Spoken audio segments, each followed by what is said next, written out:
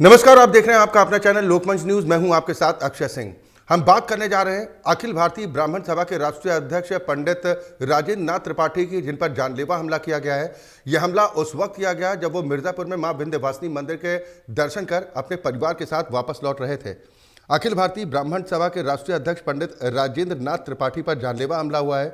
जानकारी के मुताबिक राजेंद्र नाथ त्रिपाठी पर यह जानलेवा हमला उस वक्त हुआ जब वो अपने परिवार के साथ मिर्जापुर में मां विंध्यवासिनी के दर्शन कर लौट रहे थे।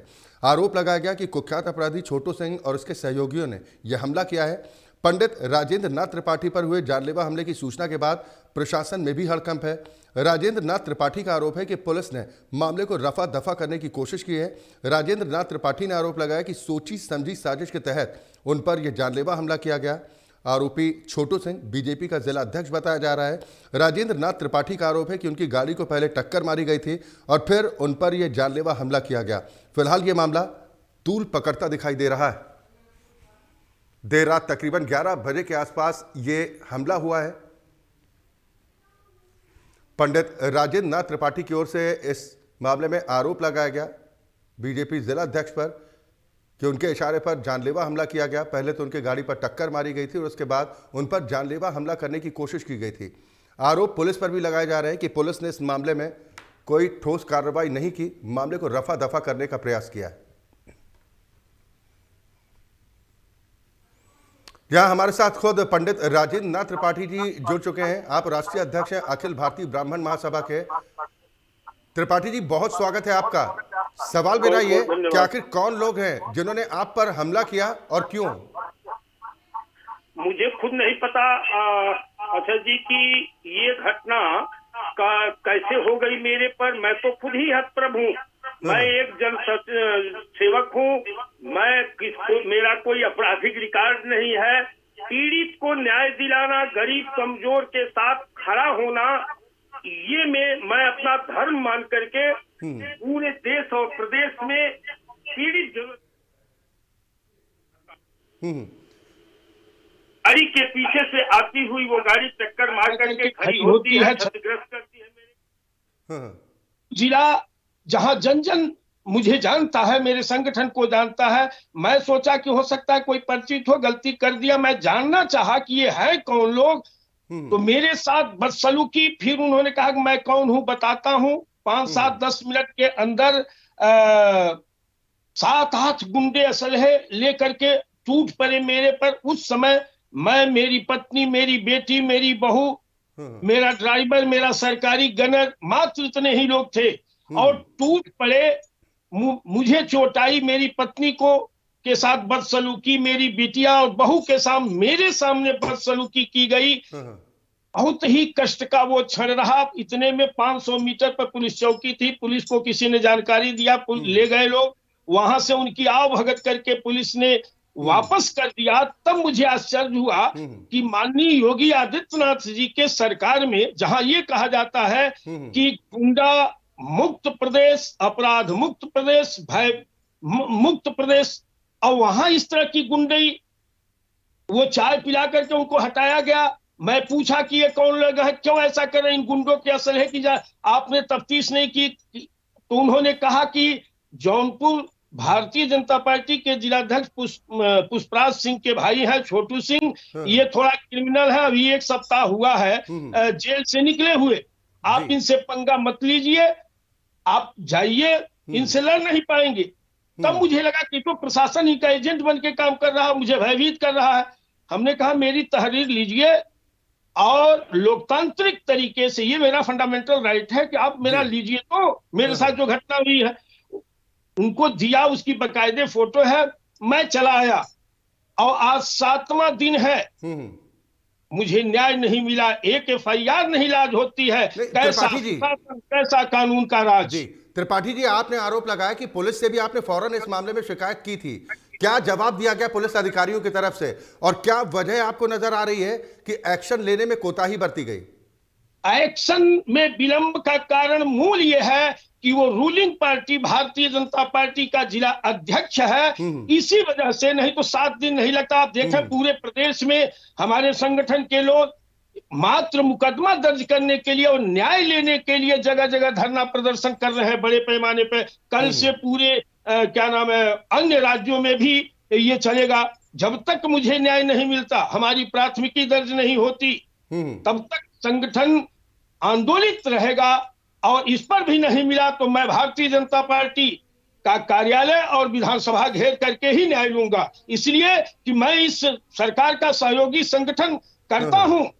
मेरे नेतृत्व में 138 ब्राह्मण संगठनों ने मिलकर भारतीय जनता पार्टी की सरकार को लाने का काम किया है। और मुझे न्याय लेने में मेरी एफआईआर न लाश दर्ज हो, इससे बड़ा दुर्भाग्य क्या हो सकता है। कल मैं दोनों उप मुख्यमंत्री से, प्रमुख सचिव गृह से, भारतीय जनता पार्टी के प्रदेश अध्यक्ष से भी मिलकर के न्याय की गुहार किया, लेकिन अभी तक कोई पॉजिटिव रिजल्ट नहीं आया। ये तो आपको इस बात का भरोसा है कि मुख्यमंत्री योगी आदित्यनाथ की तरफ से आपको इंसाफ दिया जाएगा?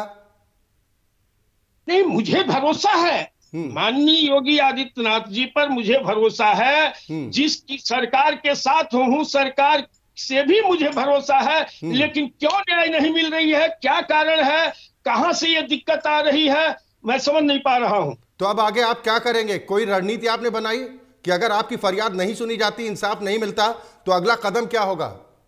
नहीं, मैं अभी कल तक और हमारा चलेगा। उसके बाद 26 तारीख को लखनऊ में संयुक्त विप्र मोर्चा, जिसका मैं संयोजक हूं 138 संगठनों का, उनके सभी राष्ट्रीय और अध्यक्ष और प्रदेश राष्ट्रीय महामंत्री, प्रदेश अध्यक्ष, हमारे संगठन के सभी जिलों के अध्यक्ष, प्रदेशी एवं राष्ट्रीय कमेटी के सभी लोगों की बैठक बुलाई गई है लखनऊ में।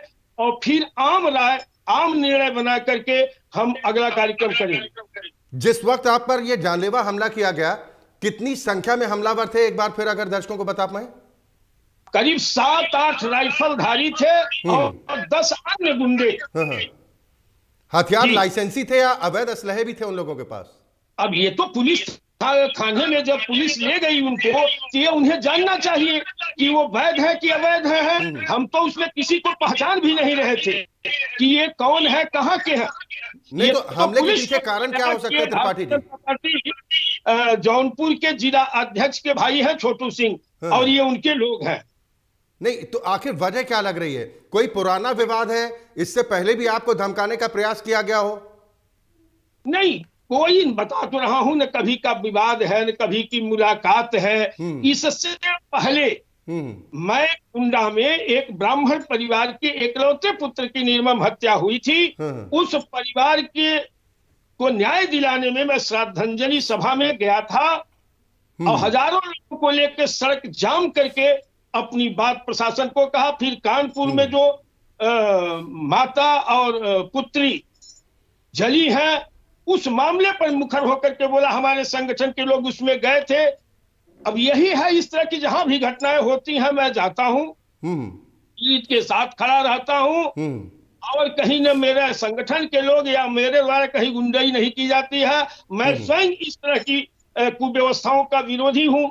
और इस उम्र में नहीं, लोगों के मन में सवाल भी तो त्रिपाठी जी उठेगा, कहीं गलत काम न हो। त्रिपाठी जी, लोगों के मन में संदेह भी तो इस बात को लेकर होगा कि 1 सप्ताह हो गया आपने जैसा बताया इस पूरे घटनाक्रम को, फिर अब आप एक्शन मोड में आते दिखाई दे रहे हैं। इतने देर इंतजार किस बात का करते रहे? नहीं, इंतजार मैं नहीं कर रहा हूं, कंटिन्यू तो चल रहा है। आज करीब 16 जिलों में धरना प्रदर्शन हुआ है। और एक तो मैं इस हद तक जाऊंगा ही कि कोई ये ना कहे कि मुझे जानकारी नहीं हुई। प्रमुख सचिव गृह आदरणीय संजय प्रसाद से कल हमारा शिष्टमंडल मिला, प्रदेश पाठक जी से मुलाकात हुई, केशव प्रसाद मौर्य जी से बात हुई, फिर भाजपा के प्रदेश अध्यक्ष के साथ बात। सभी लोगों ने त्रिपाठी जी आपको न्याय मिलेगा। नहीं तो कारण क्या आपको लग रहे हैं कि बीजेपी जिला अध्यक्ष से जुड़ा मामला है या फिर रसूख के चलते कार्रवाई लेने में डर रही है पुलिस? नहीं, मूल तो ये है कि रूलिंग पार्टी का वहां उसका भाई जिला अध्यक्ष है, खुली गुंडाई वहां कर रहे हैं, इसी वजह से मुझे न्याय नहीं मिल रहा है। और उसका आतंक भाई साहब की ये है उस जिले में कि 20 गरीबों की मकान कब्जा किया है और खुली गुंडाई करता है। अवैध असलों के जखीरे के साथ वो सड़कों पर चलता है। मैं वीडियो भेज दूंगा आपको, क्योंकि मैं अभी लाइव हूं। ये हालात है उसकी, खुली गुंडाई। ये दूसरा विकास। त्रिपाठी जी, आपने कहा कि दोनों डिप्टी सीएम से आपने मुलाकात की है, और इस संदर्भ में अपनी शिकायत भी दर्ज कराई है। क्या मुख्यमंत्री योगी आदित्यनाथ से आपका संपर्क हो पाया है इस मामले में? कल हमारे एक मित्र एमएलसी हैं ध्रुव तिवारी जी, 6 बजे उनका टाइम था, हमारे साथ ही थे। उन्होंने कहा आवेदन दीजिए, मैं माननीय मुख्यमंत्री जी को दे दूंगा, चूंकि मेरा ही टाइम मिला है। तो उनके माध्यम से हमने आवेदन उन तक पहुंचाया है माननीय मुख्यमंत्री जी के यहाँ। उन्होंने पुलिस के वरिष्ठ मुख्यमंत्री जी ने भी कहा है कि नहीं कार्यवाही होगी, तो ऐसा उन्होंने हमको दिया। कोई लिमिटेशन टाइम की दी गई हो कि कितने वक्त में कार्रवाई होगी? जैसा आप कह रहे हैं कि दिन तो इतने बीत गए, अब तक कोई एक्शन नहीं हुआ। अब मैंने एक साधारण सा प्राथमिकी दर्ज करने में अगर मेरे जैसे व्यक्ति को, संगठनकर्ता को 7 दिन लग रहा है, तो आम की क्या हालात हो रही होगी। ये एक अत्यंत चिंता का विषय है। जो भी आवाज जहां से हो उठ रही है न्याय से वंचित लोगों की, तो वास्तविकता यही है कि इस सरकार में जो अधिकारी है, नौकरशाह है, ये सारी अनियमितता उनके द्वारा की जा रही है। कल मैं कहा हूं जी माननीय उप मुख्यमंत्री जी से और एसीएस साहब से और प्रमुख सचिव से, अगर 24 घंटे के भीतर एफआईआर नहीं लॉन्च होती है तो मैं मानूंगा कि ये सारे अधिकारी जो बेलगाम है, कहीं न कहीं इनको संरक्षण प्राप्त है और उनके इशारे पर ये सरकार की तरफ से तो दावा यह है कि ब्यूरोक्रेसी को फ्री हैंड छोड़ा गया है, किसी तरह का कोई दबाव नहीं होता है और जो निष्पक्ष है, जो सही है, उसके फेवर में कार्रवाई को लेकर निर्देशित भी किया जाता है। फिर सीधा सीधा आप ये कहना चाहते हैं कि बीजेपी जिला अध्यक्ष से जुड़ा ये पूरा मामला है, इसीलिए कोताही बरती जा रही है सरकार की तरफ से भी? वास्तविकता यही है। हम कहते हैं कि मैंने उस घटना की वीडियो दिया, उसी जिले से 200-300 लोगों ने धरना प्रदर्शन किया, सारे साक्ष्य मैं प्रस्तुत कर दिया वहां के कप्तान को, वहां के थानाध्यक्ष को, वहां के जांच अधिकारी को। ये कितनी बड़ी जांच है भाई। आपने कहा कि सोची समझी साजिश के तहत हमला किया गया। दर्ज करिए, अगर फर्जी है तो उसे स्पंज कर दीजिए, सही है तो उसकी चार्जशीट लगाइए, इतनी ही तो है ना। फिर 1 सप्ताह तक किन कारणों से इस घटना की कौन सी जांच वो कर रहे हैं, क्यों नहीं, ये तो उन्हें बताना चाहिए, सरकार को बताना चाहिए। किसी पर अच्छा होता कि आज किसी सरकार के किसी व्यक्ति को आप लाइन पर लिए होते, पता लग जाता है अभी आखिर में एफआईआर का विलंब का कारण क्या है। मिर्जापुर में पुलिस के वरिष्ठ अधिकारियों से आपका संपर्क हुआ था, उनकी तरफ से क्या कहा जा रहा है, क्यों विलंब हो रहा है? कप्तान से भी हमारी बात हुई, वहां के जांच अधिकारी, क्षेत्राधिकारी से भी हमारी बात हुई है। सिर्फ यही कहना, टालना कि जांच हो रही है। त्रिपाठी जी, जांच हो रही है, कौन सी जांच कर रहे हैं भाई? कौन सी जांच कर रहे हैं आप? इतनी बड़ी जांच है ये। मैंने वीडियो घटना की दे दिया, चारों तरफ वायरल हुआ, चारों तरफ न्याय की मांग को लेकर के लोग आंदोलन कर रहे हैं। या तो जान करके क्यों ऐसा किया जा रहा है, मैं खुद ही हत्या हूं। आपने कहा कि सोची समझी साजिश के तहत मुझ पर यह हमला किया गया है, तो ये सोची समझी साजिश आपके खिलाफ क्यों हो सकती है? और दूसरा, आपने कहा कि मजलूमों की आवाज आप बुलंद करते हैं, इसलिए आपको टारगेट किया गया है। नहीं, यही है कि एक ब्राह्मण समाज के साथ साथ सभी समाज के पीड़ित, जरूरतमंद, गरीब, बेबस, लाचार की लड़ाई अखिल भारतीय ब्राह्मण महासभा लड़ती है, ऐसा नहीं है। और ये तो मैं मानता हूं कि ब्राह्मण जाति नहीं विचारधारा है। हमारे पूर्वजों ने वसुधैव कुटुंबकम सर्वेभवं सुखिनः का सिद्धांत देख करके ऊपर चलने का कार्य किया। ब्राह्मणवाद और कट्टरता का कार्य नहीं करता है तो ब्राह्मण आचरण के विपरीत है। यही कारण है कि मेरे संगठन में सभी जाति, धर्म, संप्रदाय, वर्ग के लोग हैं और पीड़ित की लड़ाई, जरूरतमंद की लड़ाई संगठन लड़ता है, लड़ता रहेगा। चाहे इसका, देखिए, मेरे नेतृत्व में ये मेरी पहली सोच है कि गरीब की मदद करिए, जरूरतमंद की मदद करिए और एक कानून के दायरे में, कानून का उल्लंघन नहीं करना है। हम संविधान के मानने वाले लोग हैं, हम राष्ट्र और समाज नहीं। आपने आरोप लगाया कि ब्राह्मणों पर मौजूदा सरकार में अत्याचार किया जा रहा है, लेकिन विपक्ष तो दूसरे आरोप लगाता है योगी सरकार पर कि ये तो क्षत्रियों और ब्राह्मणों की सरकार है, सवर्णों की सरकार है।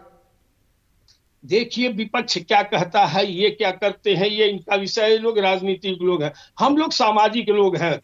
सामाजिक और राजनीतिक दोनों में अंतर है। सामाजिक व्यक्ति भावुक होता है, ये अवसरवादी होते हैं। तो तो हम पंडित लोग, राजेंद्र नाथ त्रिपाठी अब चाहते क्या है? पंडित राजेंद्र नाथ त्रिपाठी चाहते क्या है? मैं ये चाहता हूं कि मैं जो आरोप लगा रहा हूं, सारे साक्ष्य दिया हूं, उस आधार पर मेरा मुकदमा पंजीकृत कर लिया जाए। उसके बाद विवेचना करें, उसके बाद मैं पूछने नहीं जाऊंगा। अगर उनको सही लगता है तो चार्जशीट लगाएं, अगर उनको साक्ष्य गलत लगता है मेरा तो एक्सपंज करें, मुकदमा तो पंजीकृत करें। अगर अगर आपके मुताबिक मुकदमा पंजीकृत नहीं किया जाता है, तब त्रिपाठी जी आपका अगला कदम क्या होगा? मैं विधानसभा घेरूंगा, भारतीय जनता पार्टी का कार्यालय घेरूंगा। इसीलिए मैं कहा हूं कि 26 तारीख को मैं बैठक बुलाया हूं अपने सहयोगी संगठनों का, अपने सारे पदाधिकारियों का। जो आम निर्णय होगा उसके अनुसार हम लोग कार्य करेंगे, न्याय लेकर के रहूंगा। कितना समय आप देना चाहते हैं सरकार को, जिसके भीतर कार्रवाई अगर नहीं हुई तो आप जो चेतावनी दे रहे हैं कि घेराव करेंगे, विधानसभा हो या बीजेपी कार्यालय? 26 तक। मैं कल परसों, अभी और चलेगा, अन्य राज्यों से भी लोग न्याय की मांग कर रहे हैं। जी जी। अगर ये नहीं हो तो 26 को बैठक करके खुली घोषणा करूंगा कि मुझे क्या करना है। नहीं, आपने कहा कि दोनों डिप्टी सीएम ने आपको भरोसा दिया है, मुख्यमंत्री योगी आदित्यनाथ तक भी शायद आपकी बात पहुंच चुकी है, तो क्यों आपको लग रहा है कि एक तरफ जब भरोसा दिया जा रहा है कि हम एक्शन लेंगे, तो क्या आपको लगता है कि इंतजार करना चाहिए, या आपको लग रहा है कि इंतजार की घड़ियां गुजर चुकी हैं? नहीं, असच की बात यह है कि सोशल मीडिया के माध्यम से, पेपर के माध्यम से, हर तरह से जौनपुर के जिला प्रशासन को पता है कि पीड़ित मुख्यमंत्री, उप मुख्यमंत्री, प्रमुख सचिव गृह, भाजपा के प्रदेश अध्यक्ष से मिल चुका है, एप्लीकेशन दे चुका है। उसके बावजूद भी वहां का जिला प्रशासन अभी तक क्यों एफआईआर मेरी नहीं लिख रहा है, टाल रहा है, ये उसको बताना चाहिए, इन लोगों को पूछना चाहिए। ये मामला छोटा तो रह नहीं गया है, सबकी जानकारी में है, सरकार की जानकारी में, अधिकारियों की जानकारी में है, विपक्ष की जानकारी में है।